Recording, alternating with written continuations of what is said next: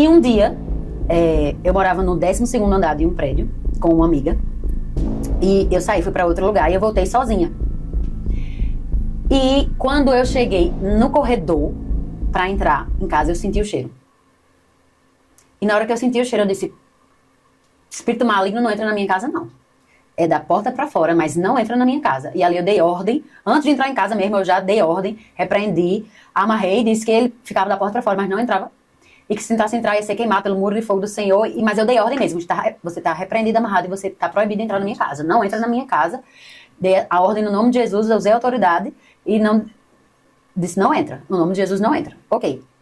Entrei em casa. Eu tava em casa sozinha. Depois essa amiga minha chegou. Uma amiga nossa de João Pessoa tava visitando, a gente tava lá. E a gente ficou conversando. E era um domingo à noite. E deu tipo 11 horas da noite e a gente tava conversando, falando sobre o dia. E, de repente, a gente ouviu um batido na porta. Muito forte. E aquela batida foi uma batida das mais diferentes que eu já ouvi na vida. Aquela batida na porta me arrepiou dos pés à cabeça. Eu sabia que não era uma coisa normal, natural, humana. Eu não sei explicar, mas foi muito forte e me arrepiou dos pés à cabeça. Eu levantei, ela olhou pra mim e eu disse: acho que é por causa da hora, a gente tá incomodando os vizinhos, porque já são mais de 11 horas da noite. Aí ela disse: então eu vou falar. Aí ela disse: eu vou falar lá. Mas eu comecei a sentir uma coisa que eu nunca tinha sentido. Eu comecei a tremer, eu tremia dos pés à cabeça.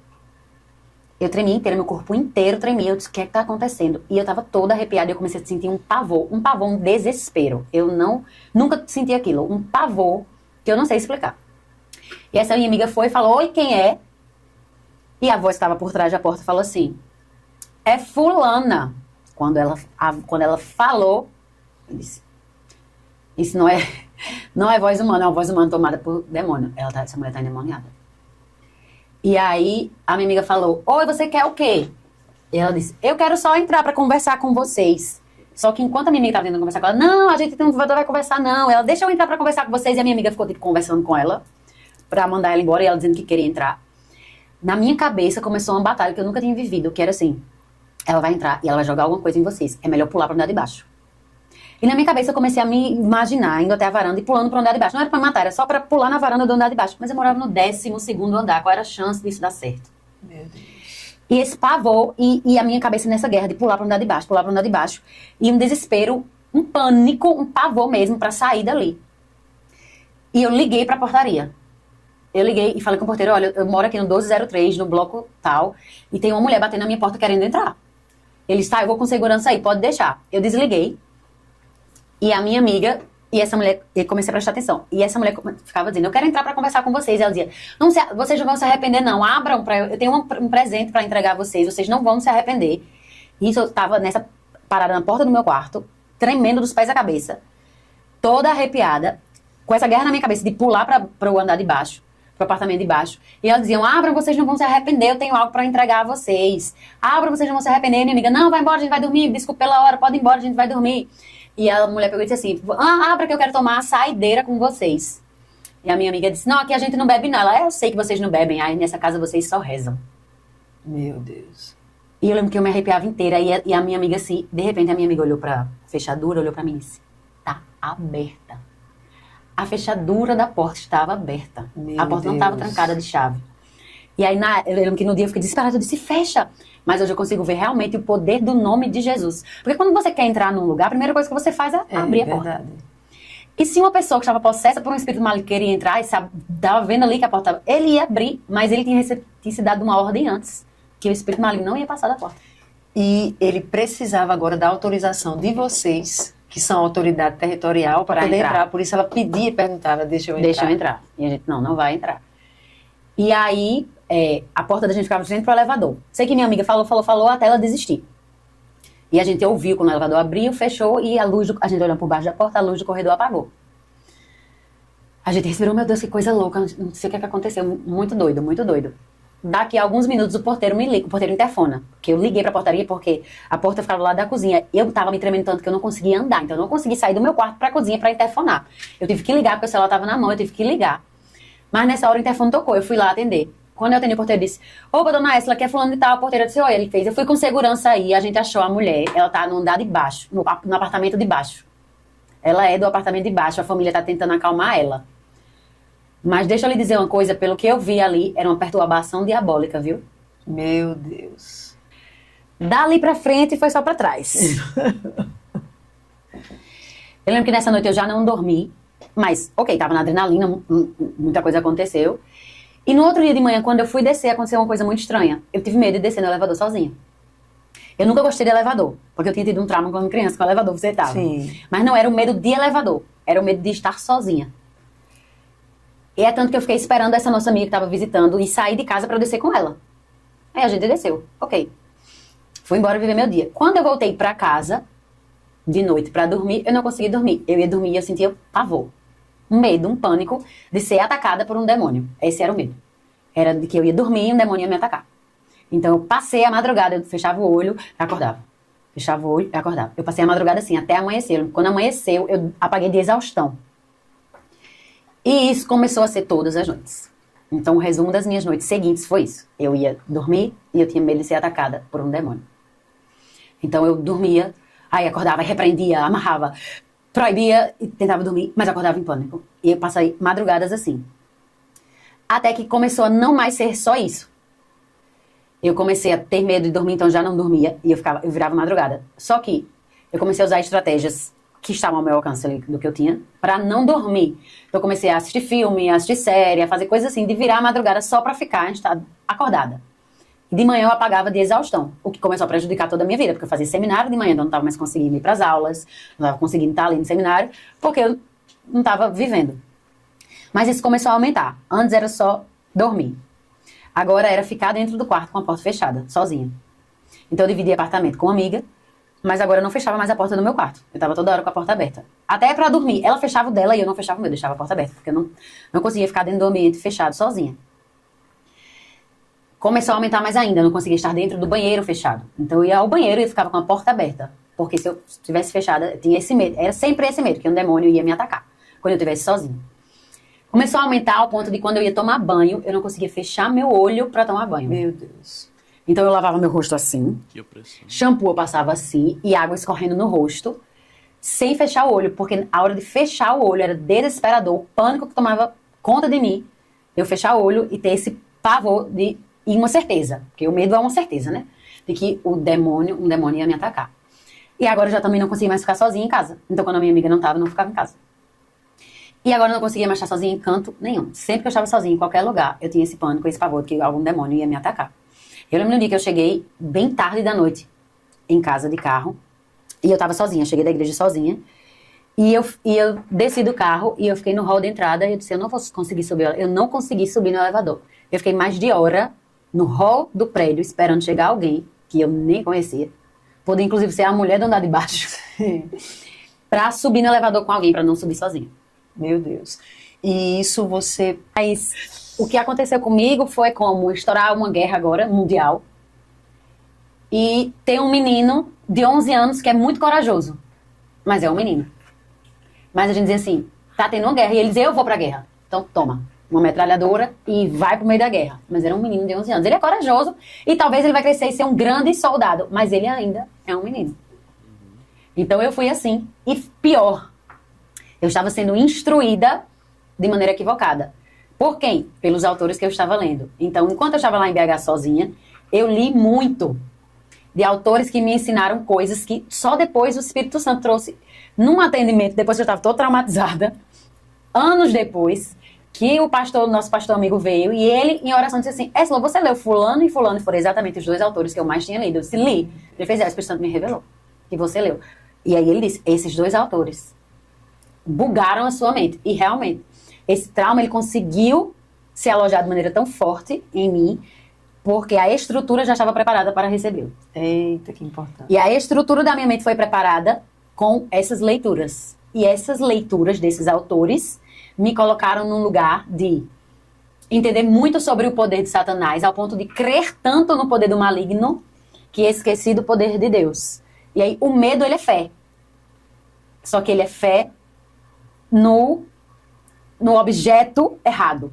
Então, a minha fé estava no poder de Satanás. A minha fé estava no que Satanás poderia fazer contra mim, ou iria fazer contra mim. Porque a minha estrutura cognitiva foi preparada, as minhas crenças foram embasadas naquilo que eu li daqueles autores que me ensinaram muito sobre o poder do inimigo.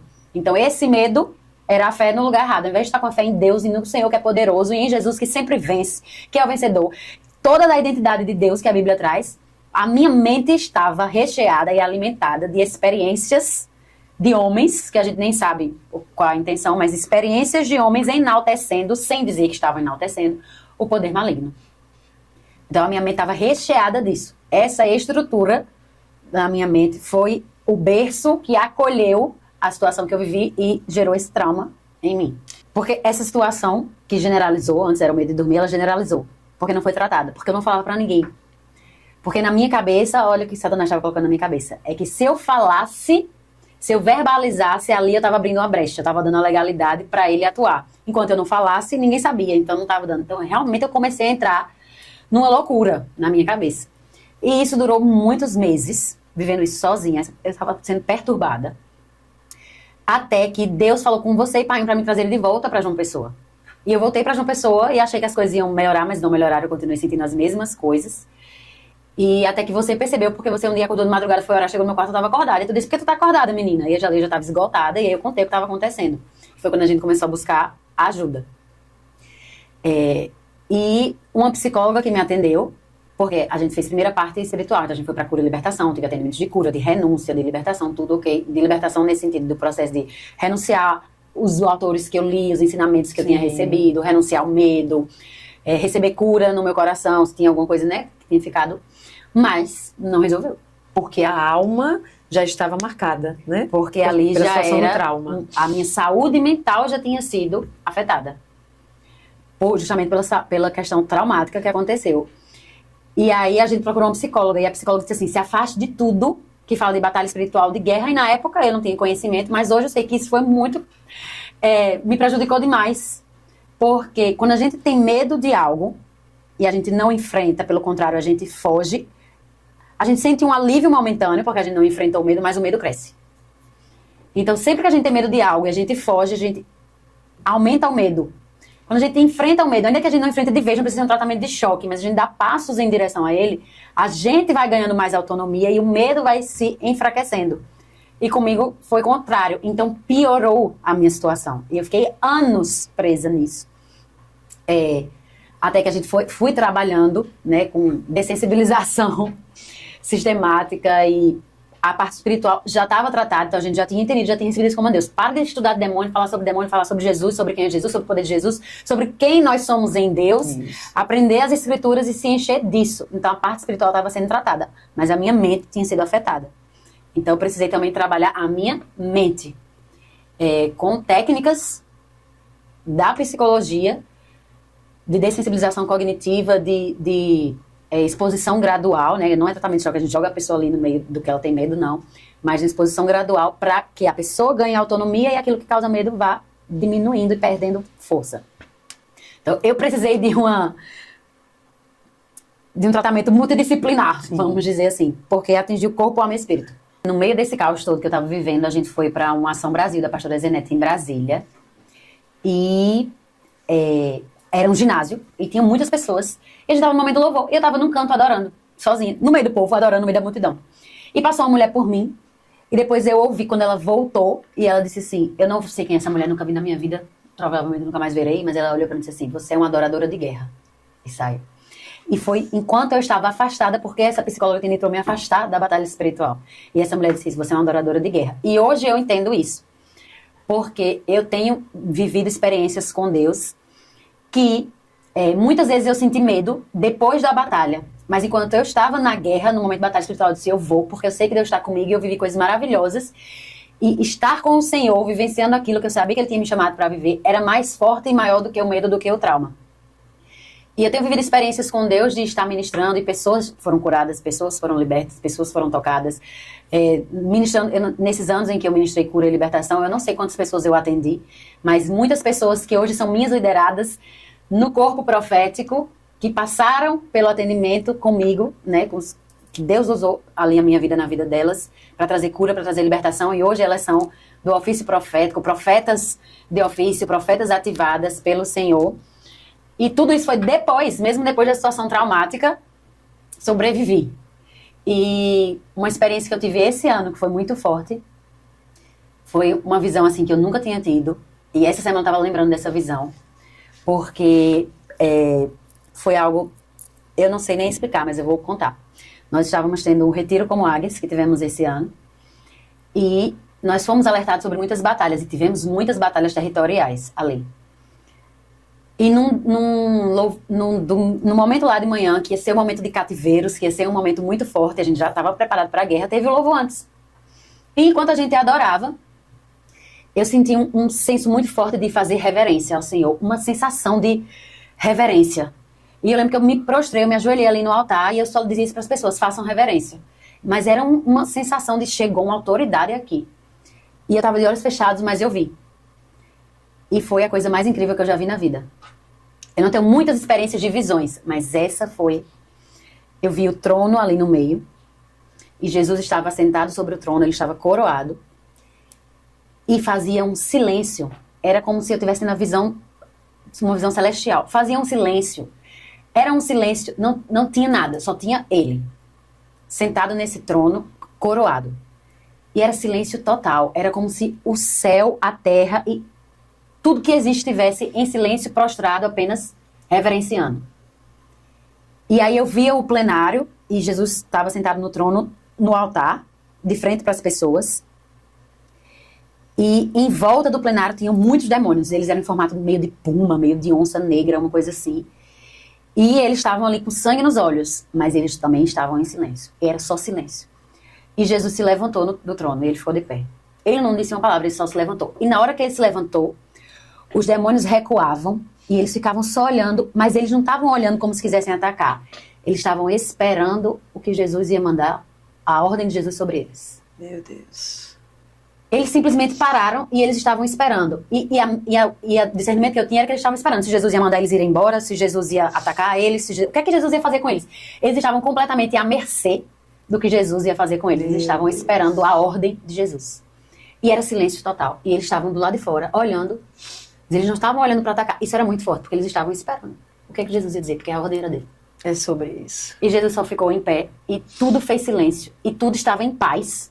Mesmo com aqueles demônios em volta, mas eles não podiam fazer nada, porque Jesus não tinha dado a ordem. Uau! O que eu posso lhe dizer é que o mundo espiritual, ele é real, ele está acontecendo agora, embora a gente não esteja vendo, e o que você precisa é estar alinhado com o Senhor, com o que a palavra diz. A palavra diz que nós já somos mais que vencedores por meio daquele que nos amou, mas também diz que nós temos uma guerra e que precisamos estar preparados. Como a manhã disse, você precisa saber manusear as suas armas. E algo que eu tenho dito muito, porque Jesus... A gente sabe disso, mas no final de uma batalha, Jesus nos falou isso. E algo que eu quero deixar para você e para nós é: Jesus sempre vence.